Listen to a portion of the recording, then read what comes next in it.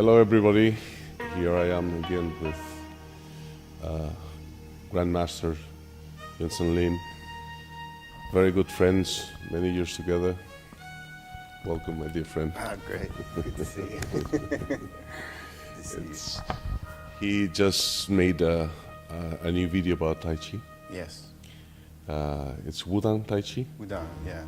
I mean, I talked a little more about, of course, not just Wudang, but Qi-Gong and also my family style of Tai Chi as well. Yeah. Well, Master Vincent Lyn is very well known because he's heritager of his own familiar tradition. Mm-hmm. Also as an actor, movies, etc. This is maybe why people know him much more than also as a musician, because he's a great pianist. Oh, thank you. And jazz and classic and you have done in the last year so many concerts in New York. Yes, good. At Carnegie Hall. Yeah. At the Carnegie Hall. Yeah. I mean, probably martial art people don't know about that. Probably not. I mean, some do, but probably not many. Yeah. He's a Renaissance man. And, like yourself. And we are good friends. We work a lot. Wow. All these years. We were talking before that you are doing a great deal of things. You are finding your own path now as a person, working on foundation and helping teach people. Correct. Could you please share this with the audience? Around about 5 years ago, I was working, actually, it was my first time really on the African continent, Central Africa. So I was doing close protection for some philanthropists. We were in Ghana, we were in Kenya. And my first experience, we were visiting a shelter where children had just been rescued from slavery, child slavery. And so, me witnessing this, I got very, of course, emotional, I think, like anybody would. But I wanted to get involved. And in the beginning of this, I had no idea how that was going to happen. But slowly, I meeting people in the United Nations who were working in different NGOs around the world. I was able to establish my own foundation. A few years ago, it's called We Can Save Children. And so I took it upon myself in the beginning to travel a lot around the world, visiting different refugee settlement camps, everything from child soldiers in South Sudan to the Rohingya issues in Myanmar, to the refugee situation in the Middle East, in Lebanon, in Syria, in Palestine, in Jordan. I mean, it's so prevalent. And so I realized, wow, these issues, when we're talking 75 million people, this is massive, So I had to kind of focus, how can I help, and make an impact. Yeah. So you realize it's impossible. You can't help everyone. Right? As we say, not even Bill Gates could do that. Right? So I had to. It was difficult to, in many ways, sometimes to turn people away and say, look, I have to focus on the ones I know I really can help. And so that was difficult in the beginning, but my main focus now is I'm working with around 1,200 child orphans in Uganda, in 3 different orphanages, and also specifically my focus is on the refugee camps in northern Lebanon. Yeah. So this is kind of where I have brought my focus.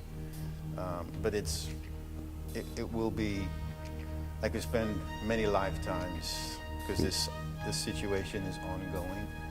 Will it get better? I don't know, but I know at least I can impact a specific amount of lives. Yeah. And it's been very good. I can say in a short time I've had a lot of success, yeah, if you can call it success. But how people can be involved with or help to your foundation? well, I guess, you know, everything as always, we hate to say it, it always comes down to, you know, money, you know. You run a business, you need money. Everything is this. It's all on getting donors who are passionate about what I'm doing and want to help. And, you know, they can do it. They don't have to go over there and don't have to endanger their lives or anything. I mean, they can just, you know, donate whatever. And plus, it's a non-profit organization. So in terms of tax, you know, you can write it off on taxes, all that kind of stuff. And then there are people that, it's a very small percentage, that actually want to go with me, you know, to actually be on the ground and help. I'm actually putting a trip together for the spring of next year, 19. So taking a doctor and nurse and some other people, you know. So, yeah, people will always want to help, I guess, you know, if they want. I mean, it's interesting. In the beginning, I got really upset with people, you know, like, do you understand what's... But everyone has their, you know, do you understand what's going on? But everyone has their own priorities. And so I also had to understand that too, you know. People would always ask me, why do you go 10,000 miles? I mean, you know, who cares about people dying in Africa or, you know, the Palestinian crisis that's been going on for 70 years? Why don't you help people here at home? You know? So yeah, it's true, but for me, it started there. It didn't start here, so that's why I'm going to aim my focus. Yeah. How about your other activities like teaching martial arts, music and so forth? Music, cinema? I need 3 of me or 4, but you know, I'm still, of course, active in teaching and so forth. I no longer have the school because it's not my main focus. As we were talking earlier, all the things that I have done through my life has brought me to this point. Yeah. And so I feel, certainly in terms of my passion, that I've found my true calling, and that is to help others. Yeah. I think all the things that I've done, whether it's film or music, this is wonderful, but it's, in many ways, it kind of more promotes the ego than true inner self, and helping others, you know,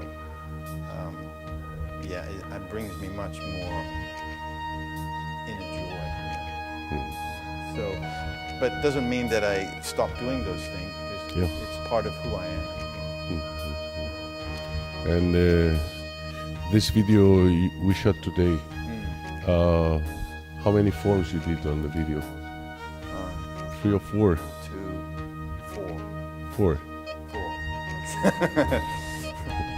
That's my age, I've forgotten already. Okay, well, it was a pleasure having you again here. Pleasure to see you. You will find very soon his article about Wudang, Tai-Chi articles and information and the video and everything. And you know that there is a great person behind the master, the person, the actor and the musician. It's my friend Vincent Lyn. Thank you. Gracias.